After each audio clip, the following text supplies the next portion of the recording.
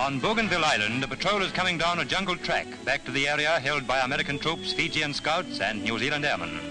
For 17 days in a jungle outpost, this patrol has been holding out against persistent Jap attacks. Now it's almost Easter, and they've been relieved. But for them, there's no prospect of a few days off. This is no holiday spot. This is no scene on a Hollywood set.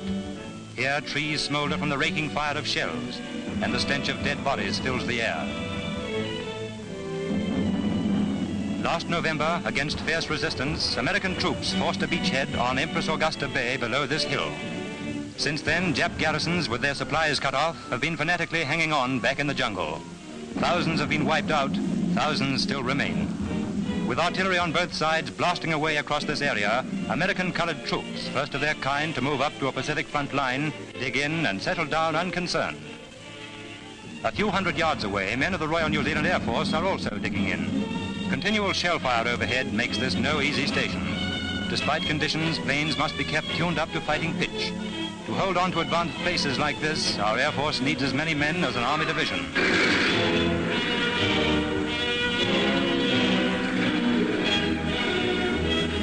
For safety's sake, every man turns to digging foxholes and filling sandbags. No man here is too proud to go to work on the end of a shovel. In control of land, sea, and air fighting on Bougainville is General Cresswell. In consultation here, he plans fresh attacks. A battery goes into action as night approaches. Inside the gun post, men are busy. For them, one day or night is much the same as any other on Bougainville. It's just a matter of keeping on pounding away at Jap positions.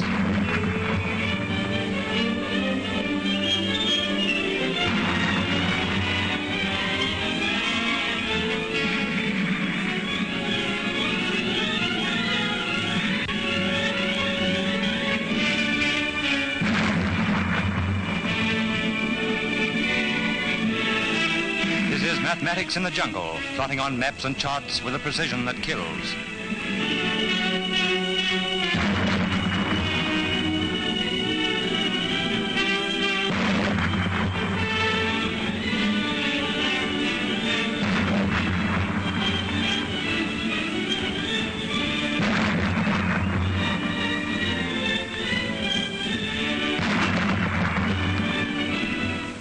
The morning after, an artillery barrage, 5,000 rounds, has smashed up a Jap infantry concentration on the banks of this river.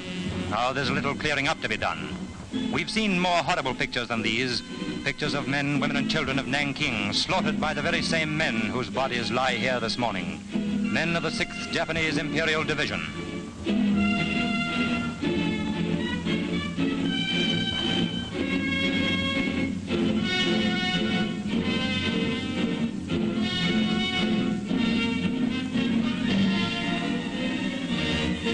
Strung out along the edge of the battle area are Fijians, Pacific Islanders who are supreme experts in the art of Pacific war. Facing them at the moment, a few hundred yards away, is a Jap outpost. Their bullets whine overhead at any sign of movement. In charge of troop distribution here is a New Zealander, Lieutenant Colonel Upton of Auckland. Back of the perimeter, some of the Fijian boys are taking it easy, waiting for chow. These are the jungle fighters whose exploits have become legend throughout the Pacific. In 2 months on this island, they've lost only 1 man and killed 125 Japanese. At the moment, a mortar bomb carrier serves them as a card table. It's a way they've learnt of passing the time. Fighting alongside these boys are several New Zealanders, Sergeant Wilson, Captain Chivers, and Lieutenant Bendall. For these men, and for all others here, Easter means no change, no rest, no overtime, no profits, and the same 2 meals a day.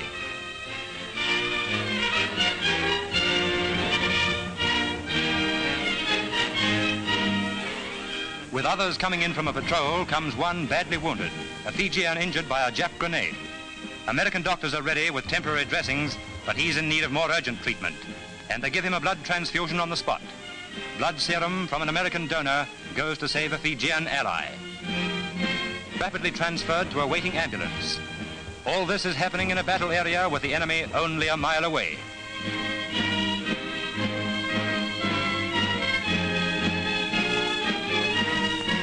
Now Fijian patrols, among them some Tongan boys, are getting ready to move off, and there are no absentees when they take on this job.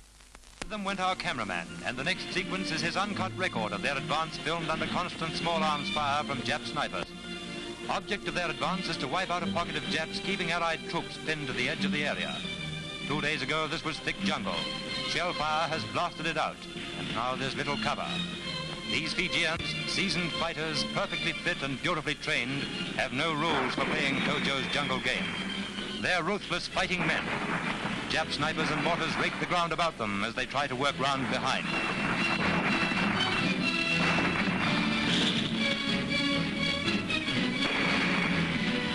3 miles in, grenades and rifle fire stops them, leaving 5 with our cameraman cut off from the rest. With ammunition running short, they're in a tough spot, but the patrol behind attempts to reach them.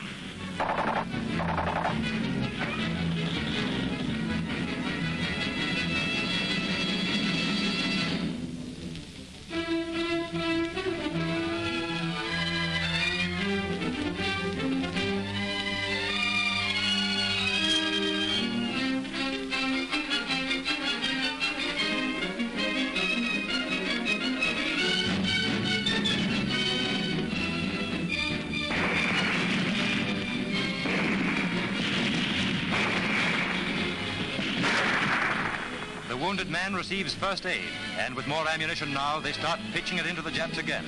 Jap grenades and mortar bombs are landing in front of them, and Jap rifles keep on cracking away.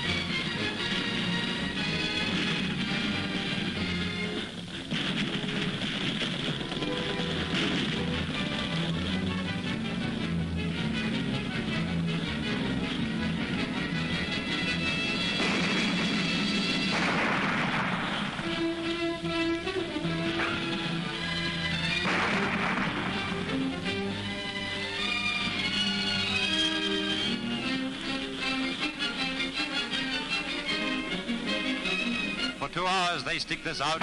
Once again they run short of ammunition.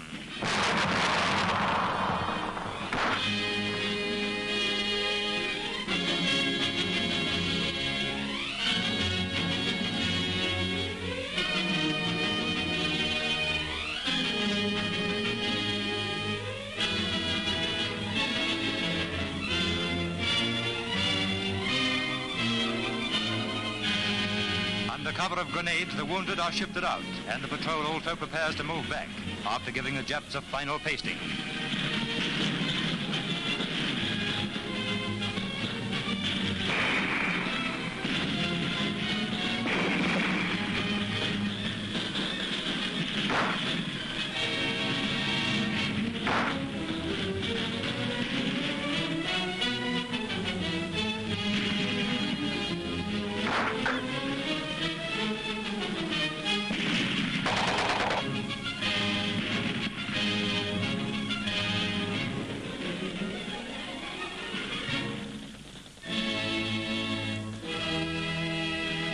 Still under fire, the wounded get away, and behind them go the rest of the patrol. This is all in the day's work, Easter or no Easter.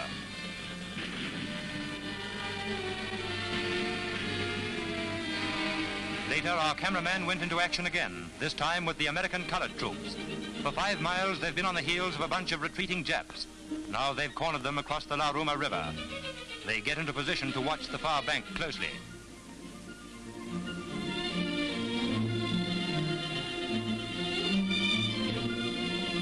An American officer, Captain Eddy, has crossed the river and single-handed is working along the bank, clearing the Japs out of pillboxes with hand grenades.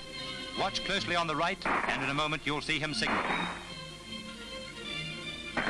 He's waving now. It's his signal for the rest to come on over.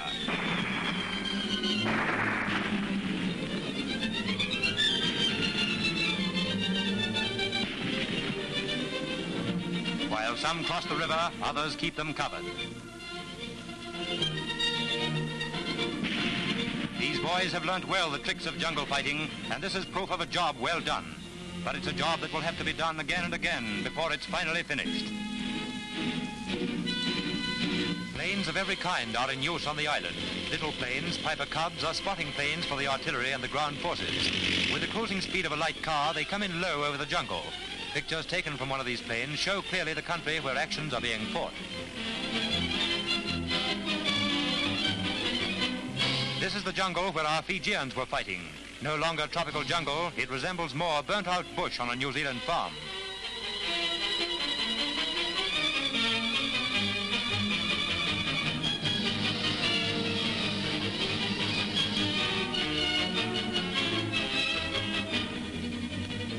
Below us now is the Laruma River, where the Japs were cornered.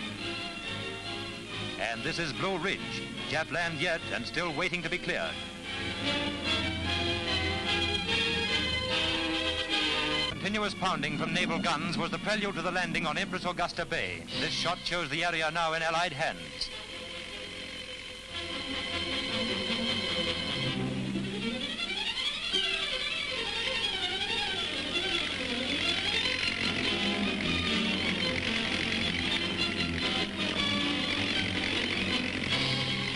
To clean out the entire island is no easy task. The Japs have gone to ground in the jungle, and though their supplies are cut off, they're still fighting on. It comes down to the man on the ground who must finally wipe them out. An American patrol is moving off for another Easter action. The day before this, destroyers and artillery heavily shelled the jungle ahead of them. Now they're off for another crack at the little yellow men.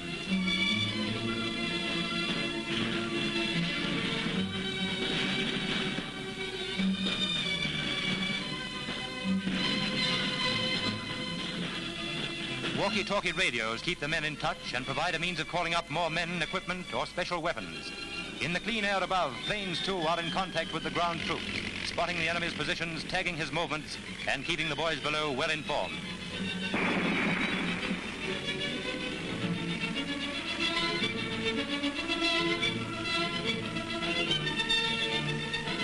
They've got the Japs in their concealed pillboxes well cornered now, and they've something ready to drive him out.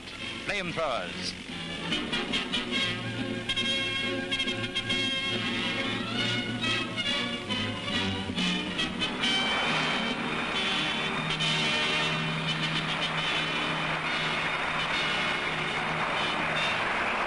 With flamethrowers in action, they can burn him out or drive him into the open to be finished off with rifles and grenades. Using everything they've got, they can start to move forward again.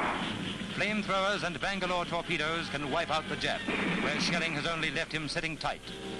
But to use these weapons takes men sweating and struggling through the foul and stinking jungle, fighting men face to face with the enemy.